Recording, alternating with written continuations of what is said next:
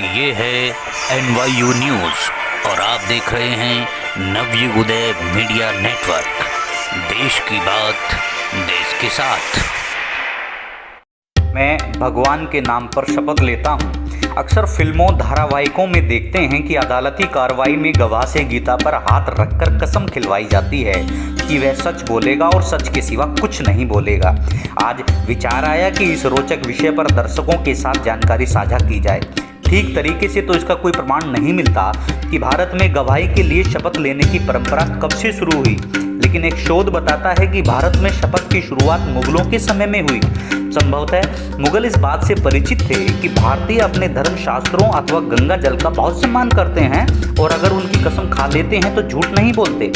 फिर 1873 के भारतीय शपथ अधिनियम के द्वारा अंग्रेजों ने इसे कानूनी जामा पहनाया और अदालतों में गवाही के लिए धर्मानुसार उनकी पवित्र पुस्तकों के माध्यम से शपथ दिलाए जाने की व्यवस्था शुरू की, जैसे हिंदू गीता, मुस्लिम कुरान, ईसाई बाइबल। अन्य धर्मावलंबियों के लिए उनके धर्म की पवित्र पुस्तकों का उपयोग निश्चित हुआ। अब प्रश्न उठता है कि गीता पर ही क्यों शपथ उठाई जाती है।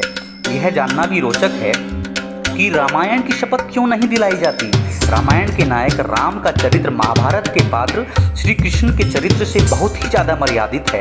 रामायण में किसी भी तरह के झूठ या तथ्यों को तोड़ने मरोड़ने की परिकल्पना भी नहीं है। वहीं महाभारत में श्री कृष्ण ने समय अनुसार तथ्यों का कूटनीति उपयोग किया, फिर भी गीता शास्त्र को ही क्यों शपथ के लिए स्वीकार किया गया। यहाँ यह भी बताना उचित है कि संपूर्ण भारत में लगभग 300 प्रकार की रामकथाएं प्रचलित हैं, जिन्हें सामान्य रूप से रामायण कहा जाता है। लगभग हर प्रांत की अपनी एक रामकथा है।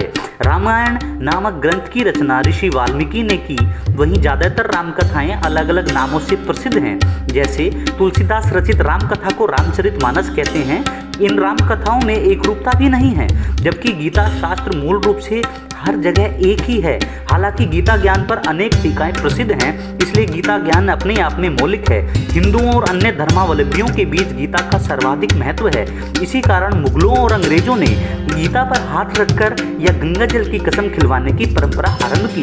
देश की आज़ादी के बाद लॉ कमीशन की 28वीं रिपोर्ट की अनुशंसा पर सन 1969 में शपथ अधिनियम में बदलाव लाया गया और इसका स्वरूप भारतीय संविधान के अनुरूप पंथ निरपेक्ष अथवा सेक्युलर बनाया गया। नए कानून ने अंग्रेजों द्वारा बनाए गए शपथ कानून को पूरी तरह से बदल दिया और किसी भी धार्मिक ग्रंथ पर हाथ रखकर कसम खाना पूरी तरह से बंद कर दिया। साथ ही इसके दो अपवाद भी हैं। पहला, 12 साल से कम उम्र के व्यक्ति को शपथ नहीं दिलाई जाती। इसके पीछे तर्क यह है कि बच्चे भगवान का रूप होते हैं और दूसरा, झूठ नहीं बोलते।